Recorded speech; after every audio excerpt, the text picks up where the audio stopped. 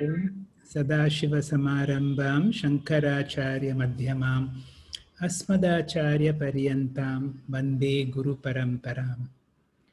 We are studying the beginning of the 18th chapter of the Bhagavad Gita. After giving an explanation of the difference between Tyaga and Sannyasa, we now enter into a summarization of Jnana Yoga in these verses. In addition, Krishna will take selected topics where he will discuss them as Rajasic, Sattvic, and Tamasic. In addition to this 30-minute presentation of 6 verses, we'll have a 30-minute quiz on the Bhagavad Gita. Today's quiz will be on various names of Lord Krishna. We will begin with Prakash himself. Prakash. Hari Om, sir. Hari Om. Sri Bhagavan Uvacha, chapter 18, verse 15. Sharira Vang Manobhiryat Karma Prarabhate Naraha Nyayam Va Viparitam Va Panchaite Tasya Hetavaha. Here Sri Krishna mentions about the Panchaite. Hetava is the cause. The 5 factors. For every action that we do, essentially we have to have these 5 factors which are involved. It is the adhishtam, the body, the performer, the karta, the various senses which include the pranindriya, jnanindriya and man, then the many different kinds of endeavor, the ahamkar included in that, and ultimately the soul, daivam, the body, the performer, various senses, many different kinds of endeavor, and ultimately the soul. It is very essential that we have to have these 5 factors involved in everything that we do, whether right or wrong, whether it is called sahi or anuchit, whether it is right or wrong, whether it is nyay or anyay. Everything is dependent on the supreme will, the supreme soul, the supreme personality of Godhead. Right work, every right work that we do in terms of the prescribed prescriptions, directions from the scriptures, they call the dharma parayan. The wrong work that we do, which go against the principles of the scriptural injunctions, they are the illegitimate activities, the adharma, the illegal, the improper, the evil activities. Action here is depicted in 3 categories. We divide the action in 3 categories. That is the body, mind, and speech. It is the kahika, the vachika, and the mansika. But we include these 2, dharmic and adharmic, which makes them the 5 physical activities done by the naraha. Naraha is the human being. Activities which are done by animals are called cheshta. They are not deliberately planned and they are not implemented. Activities of human beings are called karmas because they are instinctively planned, programmed, deliberately instigated, and kriyas here are free from papam punyam. If we are doing a kriya, we are free from the papam punyam, whereas the karma that we do are associated to the phalam. Krishna here points out that all these activities come under anatma. Basically, all the activities that we do, they come under the threshold of anatma. They are the contributing factors made up of matter. Consciousness is not one of the factors. The presence of light is required in the form of consciousness, but the light does not perform any action. Therefore, light becomes the consciousness. The consciousness is neither karta nor bhokta. Arjuna, you are the consciousness. Here Krishna informs him very clearly, Arjuna, you are the consciousness. Therefore, learn to claim that akarta, abhokta, atma as yourself instead of identifying with the miserable body. It does not mean you should neglect the body. It is utilize the body, well maintain the body, but don't identify yourself with the body or material matter, which are instruments for maintenance. Hari Om, sir. Thank you, Prakash, for a nice explanation. One of the most important factors to know is that the Atma is a Karta, a Bhokta. And therefore, if you have to identify from the Atma, very importantly, is to see how you allow things to happen and don't bring a sense of doership that I am doing these actions. And then, because all actions then become from the domain of the Anatma. Triveni, please.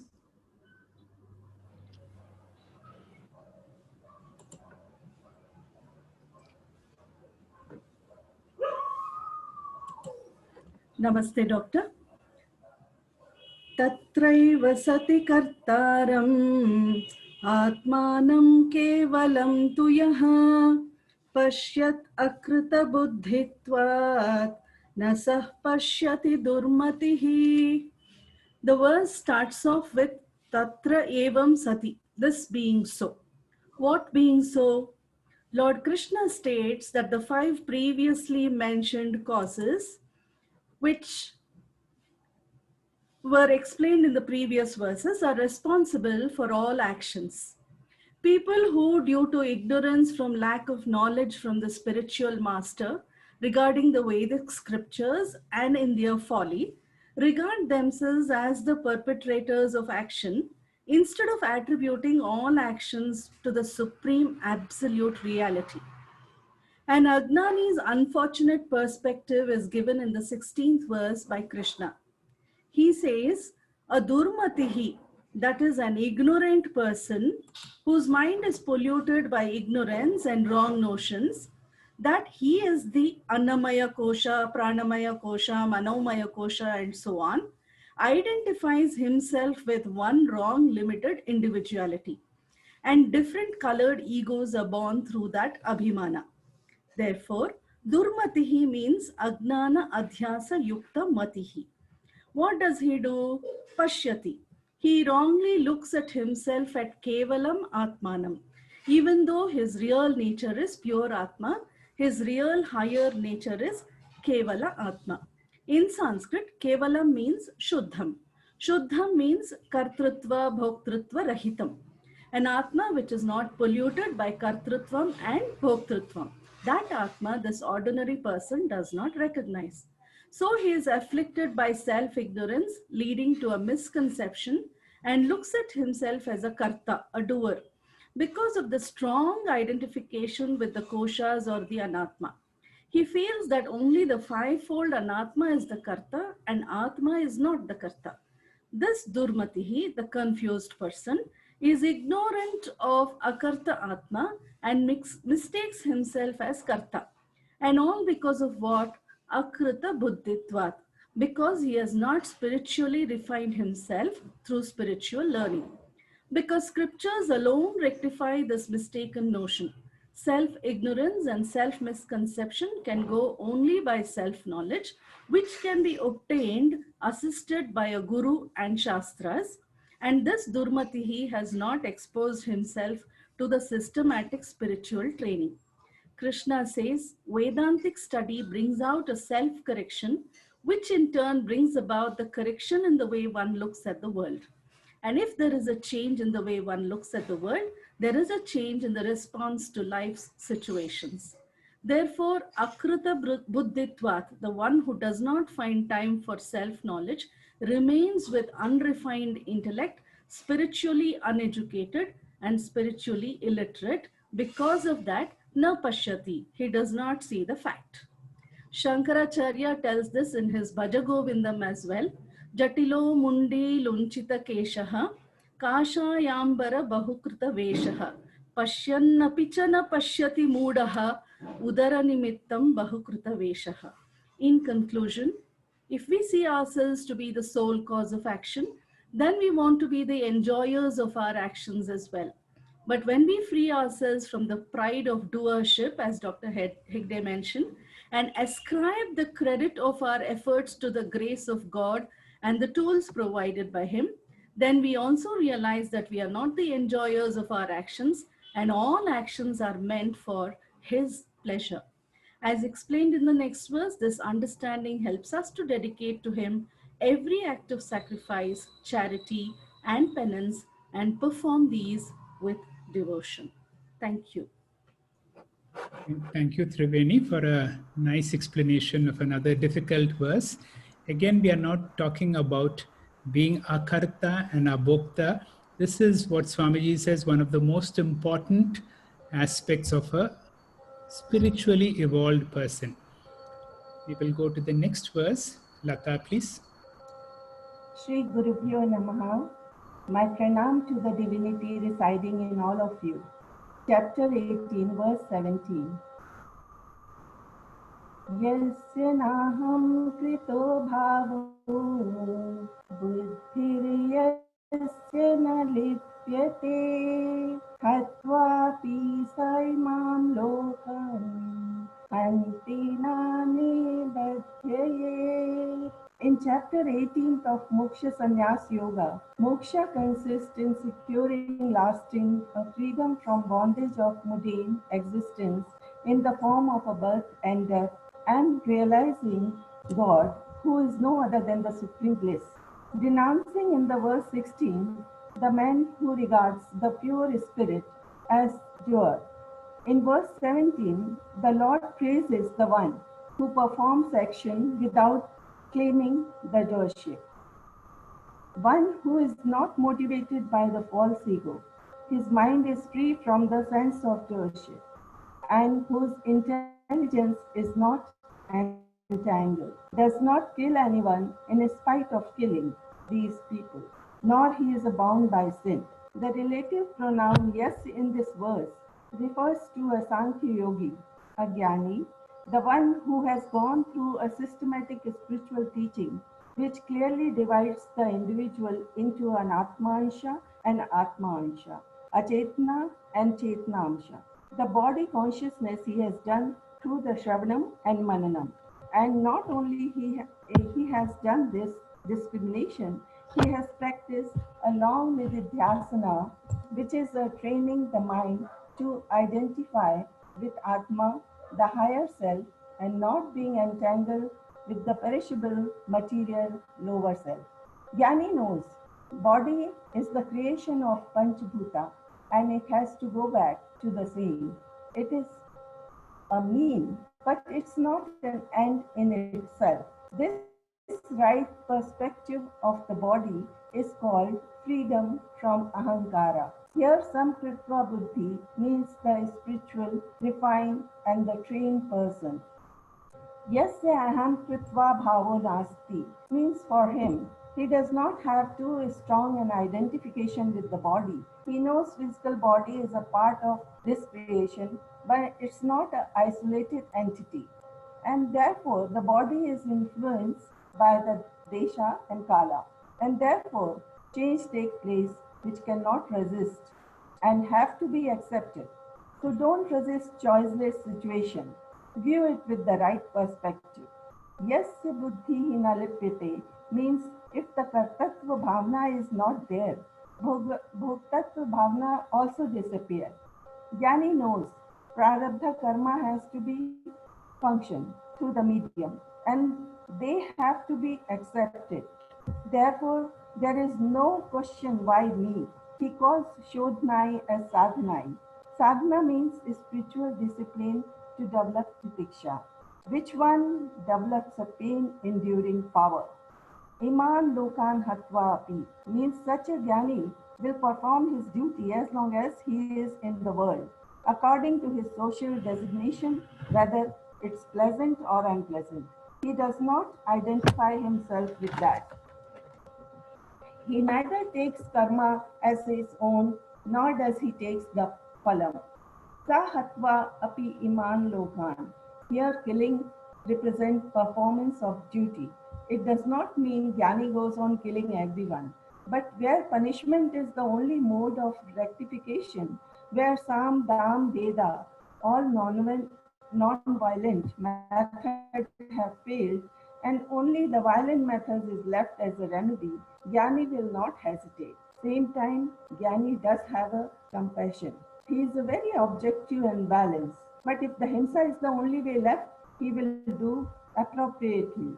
And when he does that, na hanti, he does not become a killer.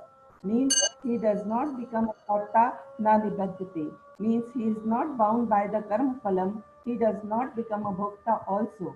And it is this shift in identification which is called Jnana Yoga. After making the shift, will I get the liberation? But after making the shift, I discover the fact that I have been, I am, and I ever will be free. Thus, Jnana Yoga gives moksha. Hari Om. Thank you. Thank you, Lata, for a nice explanation. As Prakash Gera said about all actions can be classified as kaika, vachika, or manasa, whether it can be from the mind or from the speech or from the body. The real challenge is how to live a life in the relative world, but with the angle of the Paramarthika, with the angle of I am Atma. Most importantly, Atma does not do anything.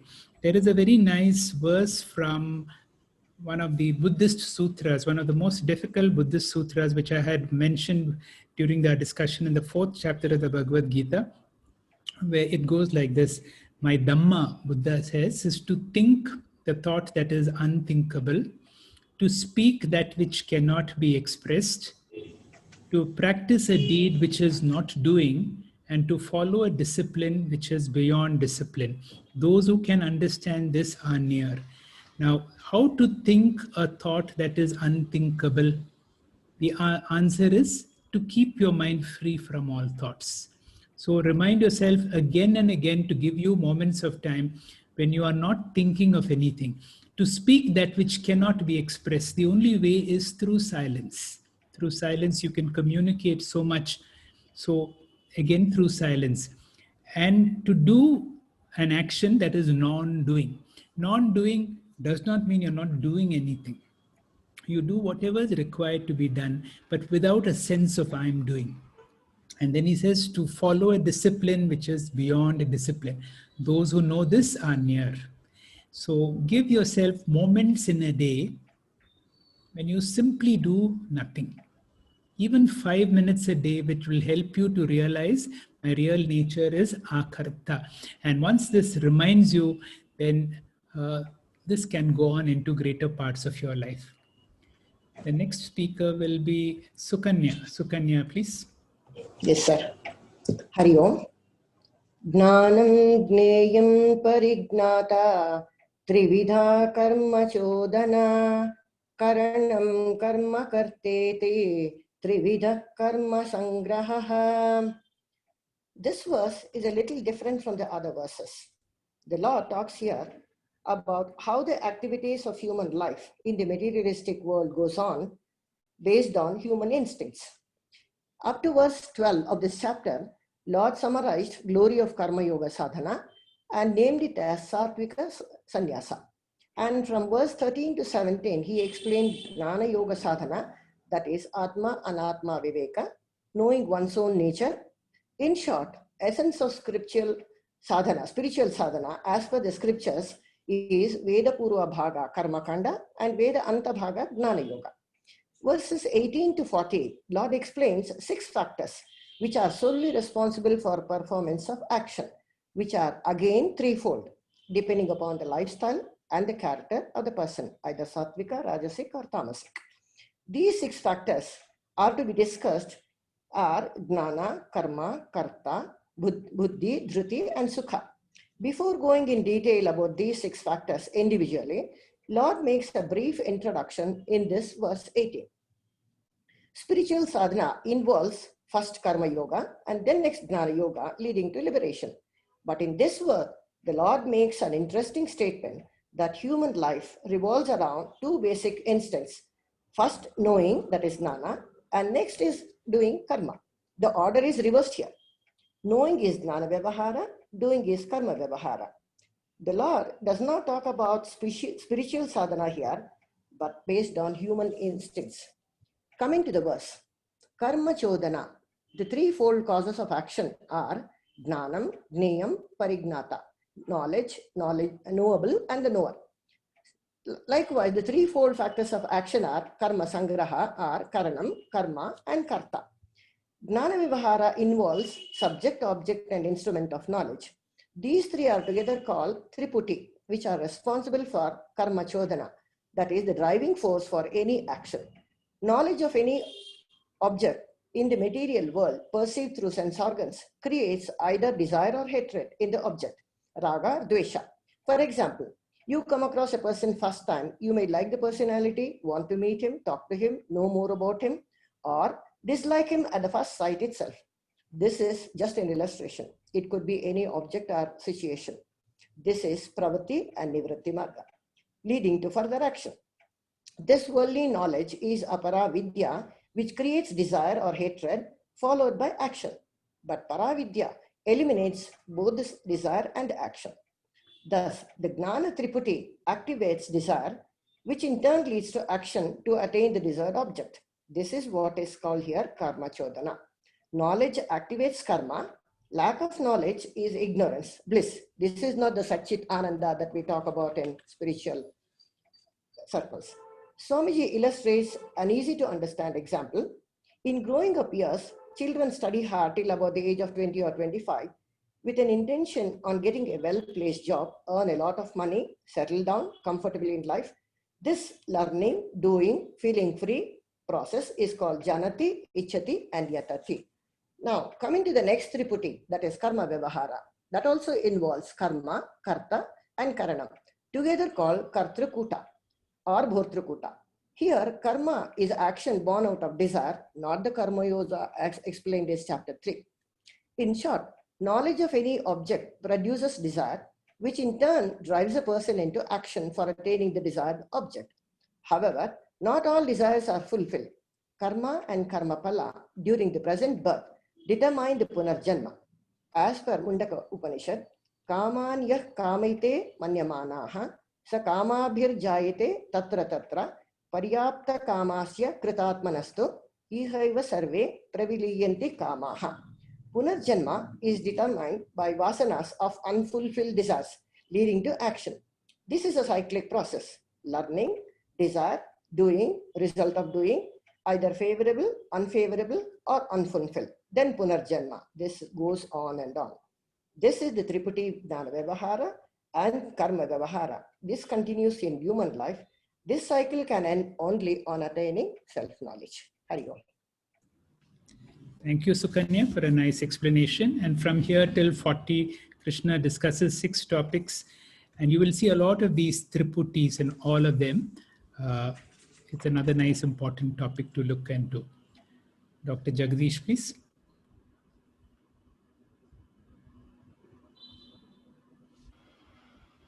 Hello, sir. Hello.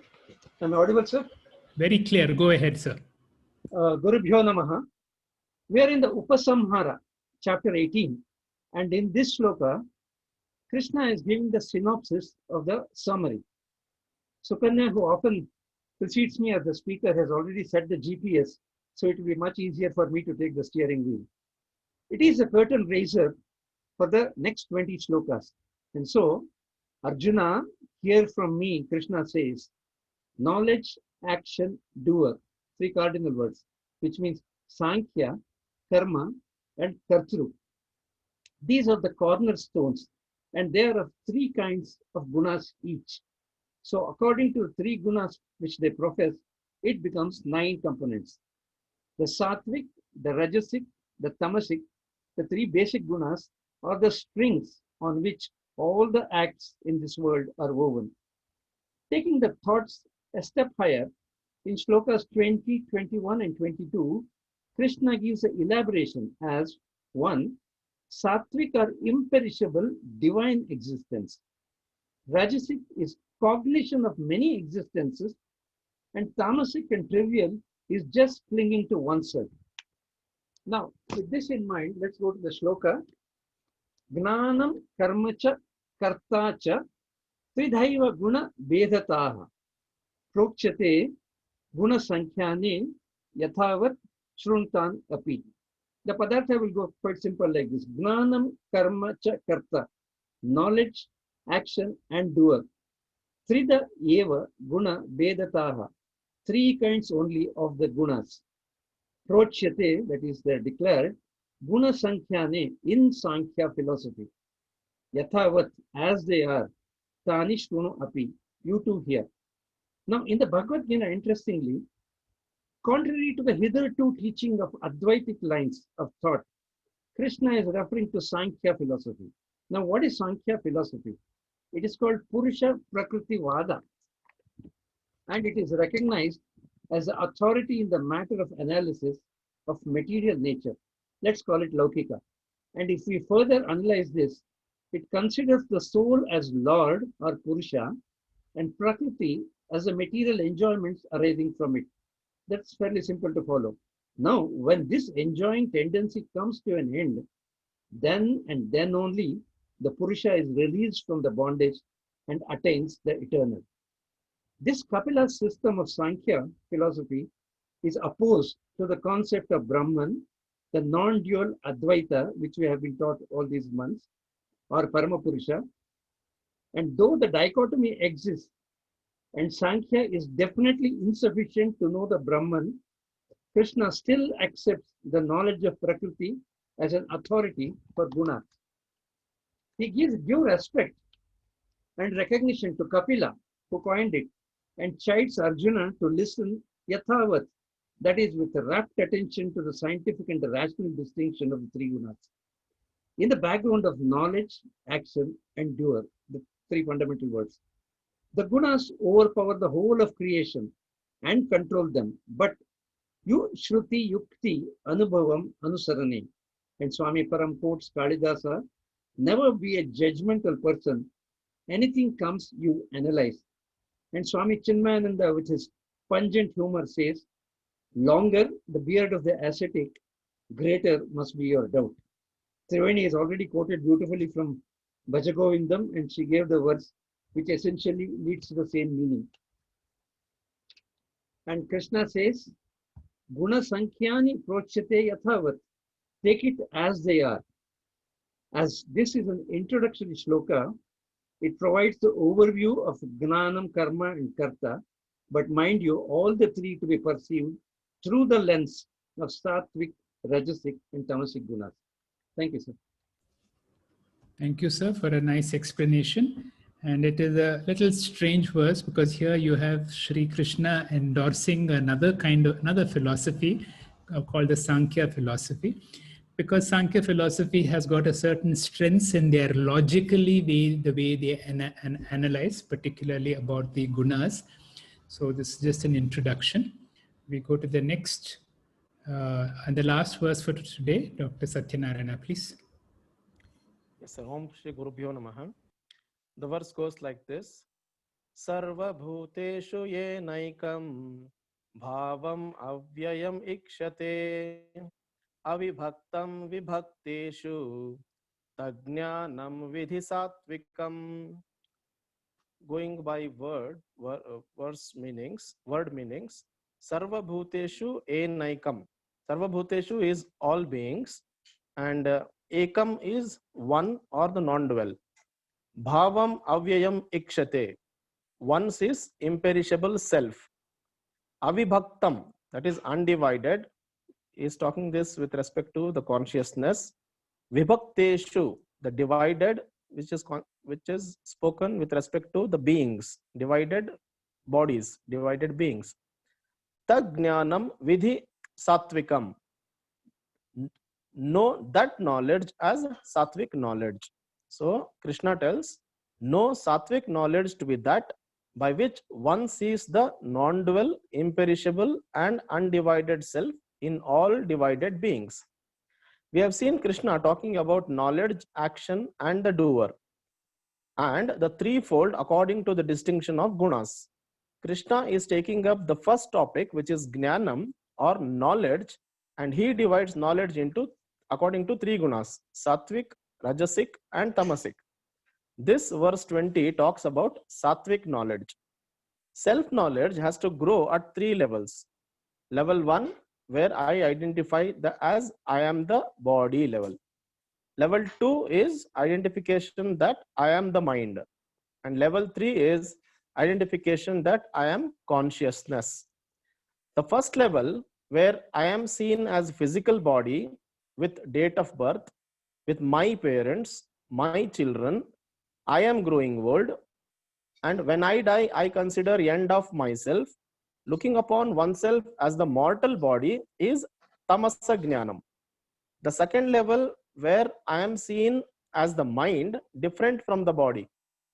I go to identify with my sukshma shariram different from stula shariram, the astral body or the mind principle. This knowledge is rajasic jnanam. And the third level is where I identify myself as consciousness principle, which enlivens the body mind complex. The consciousness which is not part, product or property of the body. Consciousness as an independent entity, not limited by the boundaries of body mind complex, and consciousness which is surviving even after the fall of body, and that all pervading consciousness is one. That knowledge is Sattvika Jnanam.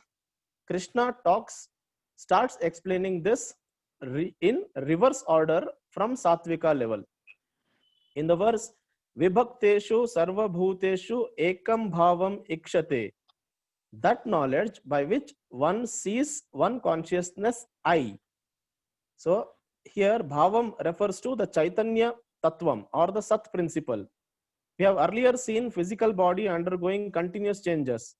Asti, Jayate, Vardate, Viparinamate, Vipakshiyate and Vinashate. Likewise, mind also changes continuously. But this conscious principle is avyayam, which means nirvikaram. So that knowledge by which a person sees one consciousness which is present is in sarva bhuteshu, present in all bodies, is one. Swamiji gives example of bulb and electricity. Though bulbs are many, electricity is only one. So likewise, in bodies, it is in the form of Vyakta Chaitanyam, and in between bodies, it is in the form of Avyakta Chaitanyam. Therefore, it is not divided entity. That knowledge which identifies I am the consciousness is Sattvik Jnanam, and it is the toughest to achieve. In short, Advaita Jnanam is Sattvika Jnanam. Hari Om. Thank you, Satya, for a nice explanation of three types of knowledge, particularly what is Sattvik Jnanam. The whole world believes that I am the body, so we live on the body, for the body, on somebody. That is body level. Second is through the mind level. Mind means Sukshma Sharira. That means when the body dies, the soul travels. So the Punarapi Janana, Punarapi Marana cycle, that is another a large number of the religious group. Those who are able to understand the Advaita Vedanta are told very clearly that I am neither the gross body, nor the subtle body, nor the causal body. I am the Atma, temporarily functioning through this incidental body, and therefore we have to more and more disidentify from this body, and that is the great challenge for a spiritual seeker. That is why in the 15th chapter, the Asanga Shastrena Dridena Chitva, that the whole tree of samsara can collapse only if you are able to disidentify from the body, and that is what is called Sattvika Jnanam. We are blessed to have this knowledge. With that, we will conclude today's class, and we will go to the quiz on the Gita verses. And the class will be like this. You will be given one name of Shri Krishna. As you can see, the name will be Achyuta. So those who know can explain the meaning. Then I will ask you if you will remember there any verses where the name Achyuta comes. We will select a few verses, and then we will I will ask Venkatesh Prasad to read out that verse, and then we will see what is the meaning. Yes, sir. Achyuta. Meaning? One who is undestroyable, unbreakable. Undestroyable. Unaffected. Unaffected. Achyuta is pure, sir. Untouched. One who is will not make any mistakes. One will not make mistakes. No, Achyuta is falling down. One Pure. Okay, one who never fails. Religious and philosophical, two meanings are given by Swami. Tell me. Go ahead. At the religious level, Swami Param says one who never lets anybody down. Okay. Philosophical level, he says one who never falls in samsara, who is ever free from samsara. Okay. The word given is infallible. I will just read what answers I've got. One moment. Achyuta is another name of Vishnu, and it appears as the 100th and the 318th name in the Vishnu Sahasranama. In the Bhagavad Gita, is referred to for the name of Krishna many times. According to Adi Shankara's commentary on the Vishnu Sahasranama, Achyuta means one who will never lose his inherent nature and power. The name also means immovable, unchangeable, as used without six strand. So the word they say is infallible, the one who never lets you down. All right. Can you think of any verses where the word Achyuta comes?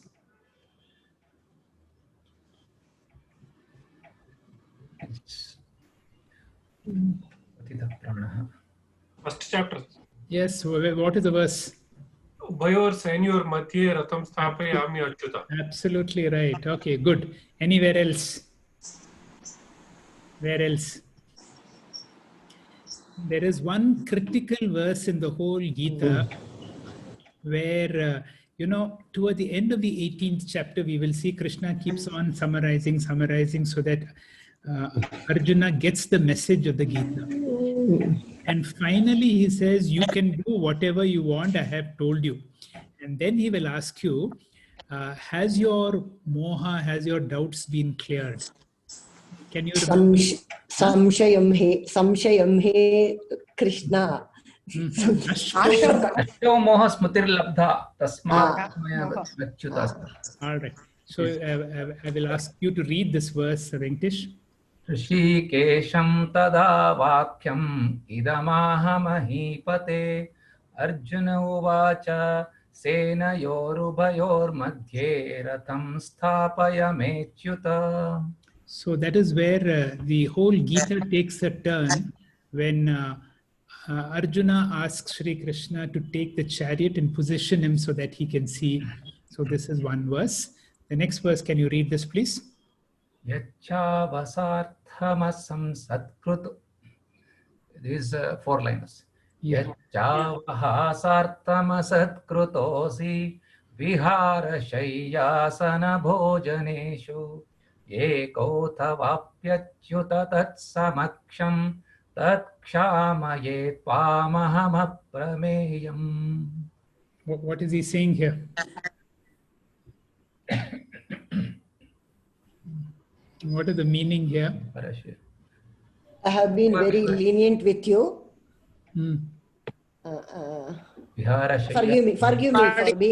Forgive me for being so lenient. I have taken you for granted. Yeah, I've been taking you as what is this? Oh Yadava, oh Krishna. I've been taking you. Hey Yadava, hey Sakhi. Hey Yadava, hey Krishna. All right. Shayya asana bhojaneshu. While sitting, while enjoying the... Correct. Now, when you're looking at this verse, there is one more name of Krishna hidden here. What is that name? Prameyam. Very good. Very good. We'll come to that a little later.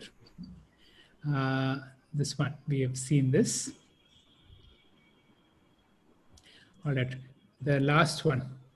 Please read. Arjuna uvacha nashto mohasmutir labdha vat prasadan mayachyuta stitosmi gata sandehaha karishye vachanam tava. Arjuna is very clear. He says, all my delusions are gone. My memory is now very clear. I am ready to fight. So this was an answer Sri Krishna was waiting for. And you can see it is almost towards the end of the Bhagavad Gita. 73. So with that, we finish Achyuta. Now we come to Aprameya. What is Aprameya? Incomparable. No. Second to none. Beyond measuring, beyond any this thing. Unknowable. All right, I want one very specific answer. Yeah. Unknowable. Why unknowable? Objectifiable. Very Because good. he is the knower himself, sir. Absolutely, because the knower can never be objectified. That is the answer. The knower can never be object. You can know anything. As Atma, Atma is aprameya. Atma knows everything, but it can never be known as an object. So, read this verse, please. Antavanta ime deha nityasyoktah sharirinaha anashino prameyasya tasmat yudhyasva bharata. I should have taken off the chapter name. All chapter names are there. Okay. What is the meaning of this verse? Antavanta ime deha nityasyoktah sharirinaha anashino prameyasya. This is in the Jnana Yoga portion of chapter 2. Correct. Go ahead. Antavanta ime deha. This body-mind complex has an end. Yes. Nityas yukta sharirinaha. Sharirinaha is what is in the sharira, referring to Atma. Yeah. Taha, it is said to be nityaha, eternal. Yeah. Anashino, it cannot be destroyed. Yeah. Aprameyas, aprameya is unobjectifiable. Yeah. Therefore, you are not going to destroy the Atma, therefore you can fight. Yes. Good. Good, Sundar. That is the meaning of these words. All right. Janardana, meaning. One who removes the sorrows. One who removes the sorrows. One who removes, okay, I will maybe give... Enemies also. One who removes... Torturer of enemies. No. Protects people. No, it may look like that, and many people say that, but there is a more... Worshipped by everybody. Huh? Worshipped by everybody. Worshipped by everybody. See, there is Swamiji gives the explanation for this when the name comes in the 11th chapter. When the 11th chapter, when Arjuna specifically gives this name, when he is frightened, he gives this name. Remover of sorrow of everyone. Or the other way around, one who inflicts pain on enemies, the Remover of wrongdoers. sorrow. Wrongdoers. No, it is paradoxical. The one who inflicts pain. Just see the meaning. Janardana is another name for Vishnu. It appears as the 126th name in Vishnu Sahasranama, and also common name for Krishna, addressed by Arjuna in the Gita. According to Adi Shankara's commentary on Vishnu Sahasranama, translated by Swami Tapasyananda, Janardana means the one who inflicts suffering or evil on men. Suffering on evil men. So those who are bad, he inflicts suffering. This meaning is given by Swamiji in the 11th chapter when Arjuna refers to Krishna by this name. Can you tell me where these names come? Of course, definitely see all these names come in the 1st chapter and 11th chapter, because that is where Arjuna gets a lot of verses to speak. So when you say 1st and 11th, you will be right. Other than 1 and 11. It comes in the 3rd chapter, sir. First Correct. one. Absolutely right. Lokesmin devidanishta purakrota mayanaga. Or I think the next verse. This is Arjuna's question. In Arjuna's question, it will come. Please read. Yes, sir. Arjuna uvacha dushtvedam manusham rupam tava saumyam janardana idanimasmi samruttah sachetah prakrutim gatah. Meaning? Dushtvedam manusham rupam tava saumyam. I am happy to see your Saumya Rupa. Correct. Samrutta Sacheta Prakritim Gata. I'm back to my normal Swabhava. I'm happy now. My fear has gone. Yeah. That's right. I'm happy to see your pleasing human form. Next verse. Okay. What is the meaning of Rishikesha? Lord of the senses. That's right. You know, for our sense organs to be alive, you need the Devata. So the Devata who enlivens our sense organs and makes our sense organs alive is Rishikesha. So the Lord of the senses. They're all, see, first chapter definitely yes. Rishikesha comes. Panchajanya Rishikesha Devadatta Dhananjaya. Correct. That's right. Please read. Panchajanyam Rishikesho Devadattam Dhananjaya Paundram Datmau Mahashankham Bhimakarma Vrukodaraha. Anywhere else Rishikesha comes, if you can remember. Rishikesham tada vakyam idamaha mahipate. Where is that? Which chapter? Which? No? First chapter. First chapter. Okay.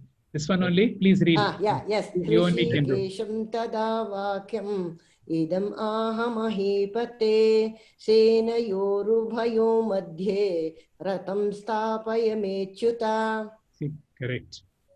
Okay, one more place you will see. Please read. Sanyasasya mahabaho tattvamichhami veditum tyagasya cha Rishikesha pruthakeshi nishudhana. Sanyasasya You have one more Krishna's name here. What is that? Nishudhana. Mahabaho. Keshi Nishudhana. Mahabaho. Okay, who's Keshi Sudana? Keshini Sudana. One who killed a Rakshasa called Keshi. That's right.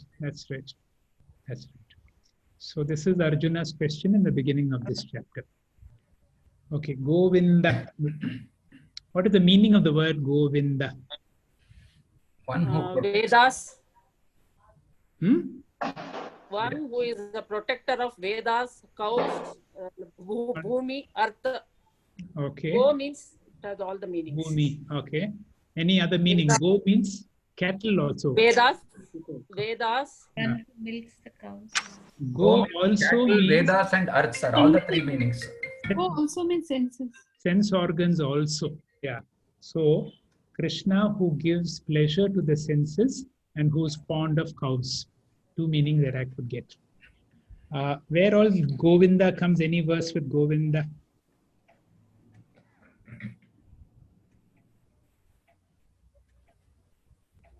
Okay. First chapter anyway. Please read.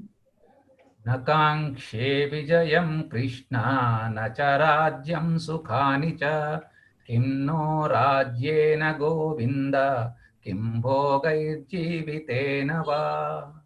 Meaning? I don't want victory. I don't want the kingdom. And kim no rajyena. And I will not be happy even if I have to enjoy the kingdom. That is why I don't want all these things. Will you please read? Sanjaya uvacha yeva muktva Rishikesham gudakesha parantapaha nayotsya iti govindam uktva tushnim babhuvaha. Where does this come? In the first chapter, sir. Yes. Second chapter, 9th. Yeah, second chapter, 9th chapter beginning. Second chapter. So Arjuna says, I will not fight, and he will just settle in the chariot. Tushnim Babhuvaha. All this Tunira and all, he just puts it down.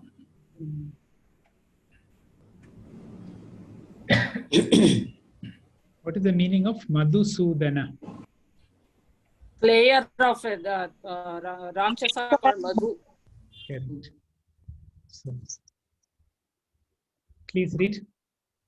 Etan nahantumichhami natopi madhusudana api trailokya rajyasya heto kim nu mahi krute.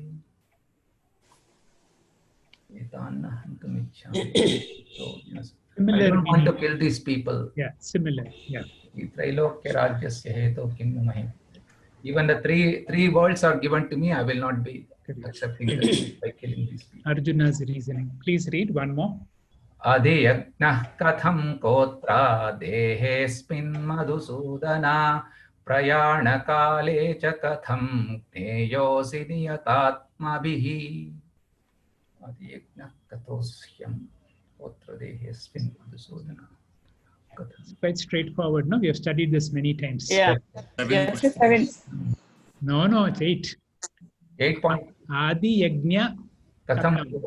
Where is this Adi Where does Yajna this stay in the located? body? Where does this stay in the body? Who's Adi No, no, Yajna? no. Who is staying in the body? Who is residing in the body? Who's Adi Yajna? Prayanaka. Ahameva. Jiva. Brahman himself. Krishna. Krishna himself. Krishna itself. One more verse. Arjuna uvacha katham bhishmamaham sankhye dronancha madhusudana ishu pratiyotsyami pujarha varisudana. Chapter 2. Very good. Very good. Chapter 2. How can I kill Bhishma, Drona? They are all worshipable. How can I fight with them? Pujarha. They are Varshneya. Next name, Varshneya. What is the meaning of this word? The first chapter. Head of the Varshni Family of Varsha. Yes. Very good. Who comes from the clan, the Varshini clan. And where does this verse come? First chapter, 41st verse. Very good. In addition to the first chapter, anywhere else it will come. Is Neeta here? Yes, Neeta, you had done this verse. I don't know. Okay. So he belongs to the Vrishini clan. So this is the first one. Please read Venkatesh. Adharma bhimavat bhavat Krishna pradyushanti kulastriyaha strishu drushtasu vashneya jayate varna sankaraha. Varna sankara is a clue. Pradyushanti kulastriyaha. The women will become kulastri. They will once that dynasty, the kula will be spoiled. That will lead to Varna Sankara. That's what, because of this adharma, because of Varna Sankara will lead to that. Pradoshya. Okay.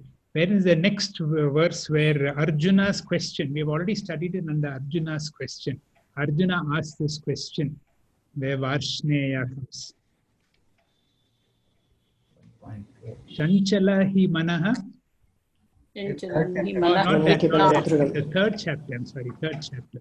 Arjuna uvacha atha kena prayuktoyam papam charati purushaha anichannapi varshneya baladiva niyojitaha. Meaning?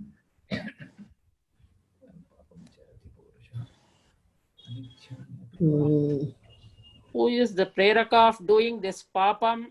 All these people who do papa and all, by what force they are doing it? Despite knowing what is wrong and what is right, what is dharma and adharma, what is that? What is the force that drives the people to do the wrong, even though they know it is not correct, right one? That's right, correct. I know what is right and know what is wrong. What is that force that is committing me to do wrong unwillingly? Anichan, even though, but there is some force that is. So with that we have come. There are so many. Here is a list of where you will get all these verses. I have given you Achyuta, Adi Deva. So 11th chapter is full of them. Ananta, Arisudana, Bhagavan, Bhuta Bhavana, Bhuta Isha, Deva Deva, Deva Isha, Deva Vara. So this is the 10th and 11th chapters. Govindam in many places. Rishikesha, Jagannivasa. Jagannivasa again comes in the 11th chapter. Jagatpate, Janardana, Kamala Patraksha, Keshava, Krishna, Madhava, Madhusudana, Mahatma, Mahabhao, Parama, Parabrahma. Again, 10th, Param Dhama, Param Brahma. Yeah, Param. And then Parameshwara, Prabho, Prapti Tamaha, Prapitamaha. Pratitamaha. Great grandfather. Okay. Then Paurusha, Uttama, Shashvata Purusha. Shashvata Purusha. And finally, Sahasrabhavo, Varshneya, Vishwa, Ishvara, Vishwamurti, Vishnu. So these are the 35 names we could get in different chapters. With that, Sir, you have forgotten one name, Parantapa. that is Arjuna's name, no? Okay, okay, Arjuna. That is Arjuna's name. The one who destroys enemies, Parantapa, scorcher of enemies. That is. Any other name you think you would have forgotten? Gudakesha, sir. Gudakesha again is Arjuna's name, the one who has conquered the Tamasa Guna. Gudakesha, the one who conquered sleep or Tamasa, is the name for Arjuna. Vasudeva, sir? Vasudeva, does it come in the Bhagavad Gita? I don't know really, but I just... I'm not sure if it comes. Another name, yes, yes. In the Dhyana Shlokas, it comes. Ah, yes. It comes in the 10th chapter. Chapter 11, sir. Chapter 10th 11. chapter, 37th shloka. Okay. 10th chapter. Vrishninam Vasudevosmi. Oh, very good. Very good. Oh, Sudha ma'am, great. And Yogeshwara. Shall we conclude? And then we Vrishninam Vasudevosmi Pandavam Dhananjayaha.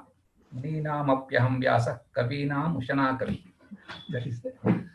Om Purnamada Purnamidam Purnat Purnamudachyate Purnasya Purnamadaya Purnameva Vashishyate.